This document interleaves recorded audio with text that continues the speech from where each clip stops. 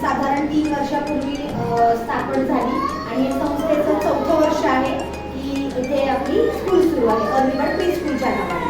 स्कूलच्या अंडर आपण बरेचसे करिक्युलर ॲक्टिव्हिटीज घेतो. पहिले तर म्हणजे school teacher training course, DMIT, त्यानंतर वर्षभरामध्ये रंगोत्सव कॉम्पिटिशन्स, मुलांचं हेल्थ चेकअप, लेडीज पॅरेंट्ससाठी भरपूर सारे कॉम्पिटिशन्स, मुलांचे picnic, gathering, annual party and functions हे इयरली आपण इथे घेतो. इन ॲडिशन बऱ्याचशा गोष्टी जे जे नवीन आपल्या पुढे येतात आपण तेही करण्याचा इथं नक्की प्रयत्न करतो. ही अशी आपली फर्स्ट मीटिंग होती. त्याच्यामध्ये बदल पण झालेला आहे. फक्त एकच आलं डब्बा हात नाही, त्याचा हातचा प्रॉब्लेम आहे, बाकी काही नाही, तक्रार वगैरे काही नाही. मी त्याला म्हणजे आता 8 दिवस आले, तो 2-3 दिवस झाले तेव्हापासून नाही रडत. आधी ते शाळेत येत होते तेव्हा रडत होता, आता तो होमवर्क पण करतो, डब्बा पण जेवतो.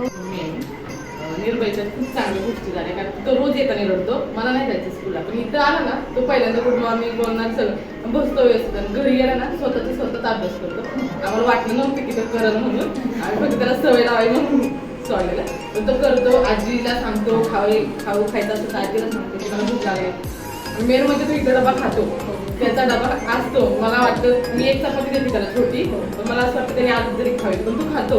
घरी गेला तरी त्याचा तो परत तो डबा करून खातो. त्याची आजी सांगते त्याला चांगली सवय लागली म्हणून त्याचा तो अभ्यास करतो. आम्ही प्ले ग्रुपला इथे आला, प्ले ग्रुपला इथं पूर्ण वर्षभर रडायचं, मला स्कूल आवडत नाही, जायचं नाही. 1 वर्ष असं झालंय की तो पहिल्या दिवसापासून व्यवस्थित यायला लागलाय. फक्त एवढं की रात्री उशिरा सुटतो, त्यामुळे सकाळी यायला स्कूलला उशिरा होतो.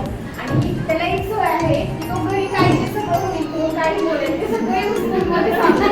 मी त्याला 8 दिवस झाले स्कूलमध्ये पाठवले, तर त्याच्यामध्ये खूप बदल झालेला आहे. तो स्वतःचा डब्बा फिनिश करतो, हाताने सगळं करतो. आणि शाळेत जायचं म्हणून मला आवडायचं, मम्मी मला शाळेत जायचं, त्याचं रोज चाललेलं असतं. त्यामुळे मला त्याचं काहीच टेन्शन नाही. मी नर्सरीला त्या स्कूलमध्ये ॲडमिशन घेतले. आधी तो प्ले ग्रुपला दुसऱ्या स्कूलमध्ये होता, तिथलं एज्युकेशन छान नव्हतं म्हणून मी तिकडे ट्राय केलं. म्हटलं इथे घेऊन बघूया ॲडमिशन, मला छान वाटलं. तो करतोय. तो मी आम्हाला नर्सरीला टाकली. तिला आम्हा 5-6 जणांची सवय होती की बाहेर जाऊन कोणीतरी नवीन लोकांशी खेळा. पण स्कूलला आल्यापासून मी स्वतःहूनच आता म्हणते की मला स्कूलला जायचं. त्या दिवशी पाऊस पण खूप पडत होता, तिला नको म्हणला जायला, पण ती म्हणली आपण छत्री घेऊन जाऊ. पण तिला यायचंच असतं, स्कूल मिस नाही करायची. फक्त टिफिनचा तिला थोडा प्रॉब्लेम आहे, ती पहिल्यापासूनच आहे. पण स्कूलला आल्यापासून त्या ॲटलीस्ट एक घास खायला लागले स्वतः.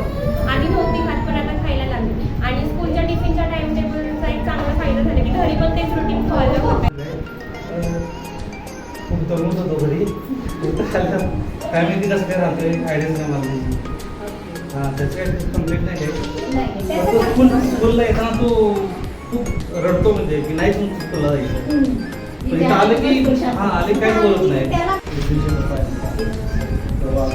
थोडी बसायचं नाही, खूप रडायचं आहे. आता थोडं चांगली लागते आणि घरी पण आता सेकंडिंगमध्ये त्याला बेसिक डिसिप्लिन लागला पाहिजे, जसं की स्वतः जेवला पाहिजे, लोकांमध्ये मिक्स झाला पाहिजे. खास पर्पज एज्युकेशनमध्ये त्याला आपण प्ले ग्रुपला नाही टाकलं तर थोडा वेळ लागेल. आणि त्याला पेन्सिल वगैरे पकडायला प्रॉब्लेम येतो, तिथे हळूहळू होऊन जाईल. बाकी काही नाही डिस्कशन. खायची सवय आणि हीच सवय मोडायची म्हणून मी आपलं एक सुरुवात करावी म्हणून त्याला नर्सरीमध्ये ॲडमिशन केली. त्याला अजून व्यवस्थित नीट बोलता येत नाही, खाऊ खाता येत नाही. त्यामुळे मी डब्यात त्याला फक्त एवढं त्याला खाता येईल एवढंच देतो, म्हणून डबा देत नाही. म्हणजे काकडी वगैरे तर तेच खात बसतो, बाकी काहीच खाणार नाही. आणि बाकीचं महत्त्वाचं म्हणजे तो आता तुम्ही त्याची पोएम शिकवली, त्याची 2 लाईन व्यवस्थित घरी म्हणतो, त्याला सांगितलं की व्यवस्थित करतो. ड्रॉइंग करायला एवढं जमत नाही, पेन्सिल पण धरता येतो.